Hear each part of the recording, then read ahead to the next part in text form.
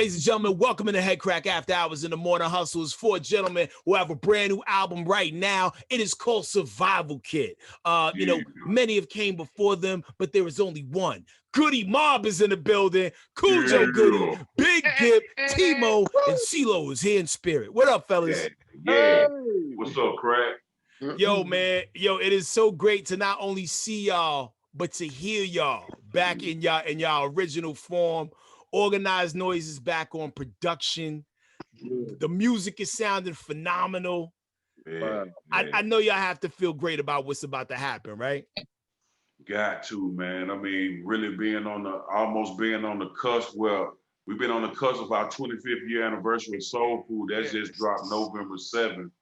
So what better way to show our fans, man, the shit that we love them, man, and we grateful for them to be on our team since '95. Then to hit them with a new album, Survival Kit, with the 4 Horsemen, with the 2 aliens, man, AT aliens, and we got Organized Noise, man, the big 3. You know what I mean? It ain't nothing but good shit coming on after that, bro. And for those who don't understand, because Goodie Mob as the group, the pen is always going to be dope. Y'all going to always have something amazing to say. But when you get, the Fearless 4, which is, Gip, Timo, Cujo, CeeLo in the studio together, paired with Organized Noise, what makes the meal different that's coming out of the kitchen?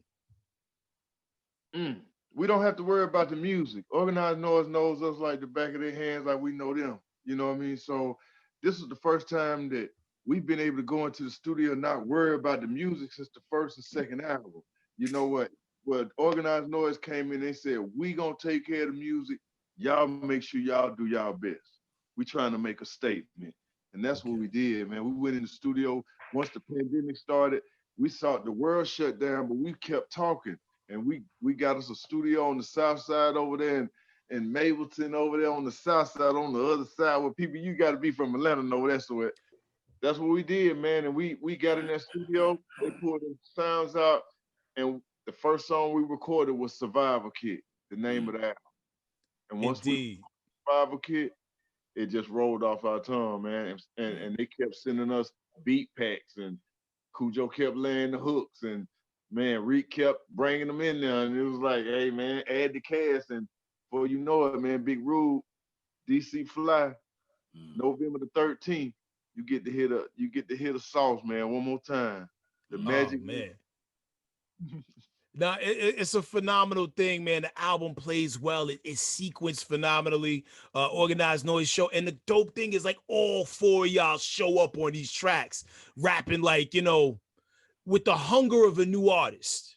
But with the skill set of someone who's been, made a few laps around the earth a few times and know what's going on out there. You can hear the experience. True that. I mean, like I said, man, you got to embrace being a legend. You know what I mean? You got to embrace that. You got to embrace 25 years, man, of excellence. You know what I mean? So you got to embrace. You got to get your flowers now. So, I mean, like I said, it was like we was about to get ready to do a Dungeon Family album. You know what I mean? But you know what I'm saying? Time conflicted, so we weren't able to do that. But we were still always in the lab getting music together. And man, we were still sharp, man. And we were still able to pump these songs out. No doubt. Now, CeeLo Green has just materialized into the building. Shout out to you. I was just talking to your brothers about how y'all came all the way through on this new album, man. Survival Kit is everything and all that, man. So when it's time to do a new Goodie Mob project, who picks up the phone first and say, fellas, it's time? This project, this was an Organized Noise call. It was like a 50-50. It was between Organized Noise and it was with the people. Because even in our separate travels, we out and about. You know us. You know what I mean? Like, you bound to see us at the CVS, the Whole Foods, Trader Joe's, anywhere. Ross, TJ Maxx, I might be anywhere, right? And so we just always hear that, man. Like, that's just such a, it's the most reoccurring conversation I ever have, man. Like, where y'all at? You know what I mean? Like, you know, especially in a time like this. So, you know, so it's prompted by people, man, and it's prompted by the purpose that's still living us, man. You know what I mean? Like, you know, we sincere, man. We real with it. We true to it. Indeed. Yo, Timo, I gotta ask you too. When you compare the experience of working on Goodie Mob music in 2020 versus working on the Goodie Mob music back when y'all was, first getting in the studio together, what's changed? Okay, so the good thing about it is that when we first began back in 1995 with Goodie Mob on the first project, we didn't really have a clue on the direction that we wanted to go in, and we didn't have a clue, and we didn't know exactly what the people, what the fans wanted to hear from Goodie Mob. Goodie Mob was brand new. We had been introduced to the world on the Outkast project, and that was a very successful project. Went platinum. It was our first effort from the Dungeon family. Right. Saying all that to say, man, we got the deal behind that record, but we still didn't know exactly how we wanted to come or what people expected from us. But now, in 2020, we know exactly what they want from us. We have learned, over the time that people love Goodie Mob for bringing some type of message, to the table and just being conscious. Yeah. That's what they want to hear from Goodie Mob. They don't want to hear, anything. We could put it out there, but they ain't gonna buy it or support it. I notice the stuff that people support is the stuff that feels, authentic Goodie. It's like we saying something. And we just been kind of pigeonholed into that genre of music, man. That's not us 100% of the time. It ain't like, we know true politicians. We at the end of the day, we just normal human citizens do music. You know what I'm saying? So to put all that responsibility on us, to me, is a little bit heavy for us because it kind of make it like, that's the only thing we can do when it's not the only thing we can do. But we are going to fulfill our purpose, and we did fulfill our purpose on this album because we know what these folk want, man. We just put y'all Age Against the Machine. They tried to play like we didn't even put no album out. Sometimes folk ain't even know about it. And to me, that album was a dope album. I still think that album is a dope album. I just think we may have come with the wrong single first. You know what I'm saying? But all that to say that the new album is definitely like a soul food part 2.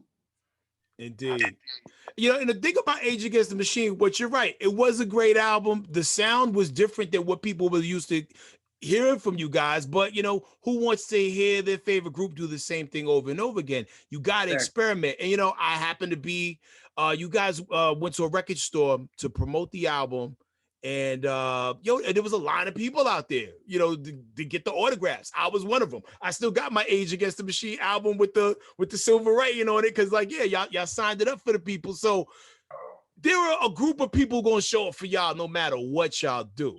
But I think everybody that's been on this journey with Goodie Mob from, cell therapy all the way to now are going to be completely blown away by what y'all doing here. And, the crazy thing is, like, I was talking to Cujo and Gip before you guys got on about how it's so insane that a lot of people who were cooking in the 90s or back cooking 2020 sounded phenomenal as ever. Goodie Mob, Public Enemy, Busta Rhymes just delivered a scud. Nas came through and delivered. What do you think that has, what do you say about that? For people to be able to come back, in this young man's game and still be able to deliver at a high level? Wisdom is the afterglow of understanding. You know what I'm saying? And so, in retrospect, you realize that your place, should be to show up. Like, for the sake of the balance. You know what I mean? We shouldn't allow our young ones, to have a problem with authority. You know what I'm saying? Or better yet, a problem with balance. You know what I'm saying? We ought to be able to share and share alike. You know what I mean? Because black music is family business. You know what I'm saying? You know what I mean? So we just come with the big homie perspective, the OG perspective. I mean, we share and share alike. You know what I mean? It's not about being condescending or talking down, or not acknowledging the young ones for what their strengths and attributes are and what their accomplishments are, and and what their ownership and entitlement is. You know what I mean? Like we acknowledge that. You know what I mean? Like it just should be reciprocated. That's all. You know what I mean? And I just think that it's undeniable. I mean, like the wisdom. I mean, like the living example and experience of these elder statesmen like Busta Rhymes, Nas. You know what I mean? Goodie Mob. I mean, speaking of ourselves, it's unquestionable, it's undoubtable. You know what I mean? Like it's certified and guaranteed, and you can count on it. You know what I mean? Mm-hmm. It's just that you have to open up and just be willing to receive, a perspective other than your own, but only to grow yourself, not to discount or deny or devalue your own, understanding or what I mean, like or interpretation of or whatever. You know what I mean? So that's all. We're just trying to add on to each other. What's the little thing? What's the little money thing that was going on? Jumanji? Whatever it was. Like talking about Jumanji, like with the animals and they fell into the video game. It's the little money thing that was going around that everybody was doing in their house. I forgot what you call it. Oh, the thing where you everybody puts a little bit of money in the pot and then eventually somebody wins. I forgot your blessings. I forgot the name of it, but but I was hearing the wife talk. Huh? Somebody pyramid scheme. It is a level of a pyramid scheme. Like that's basically what it was, definitely. They just put a fancy name on it. It made it sound Afrocentric. Like, but I like some of the lingo that they was using. They was talking about pouring into each other, flowering each other, like, you know what I'm saying? And I don't know, man, shit. All that to say.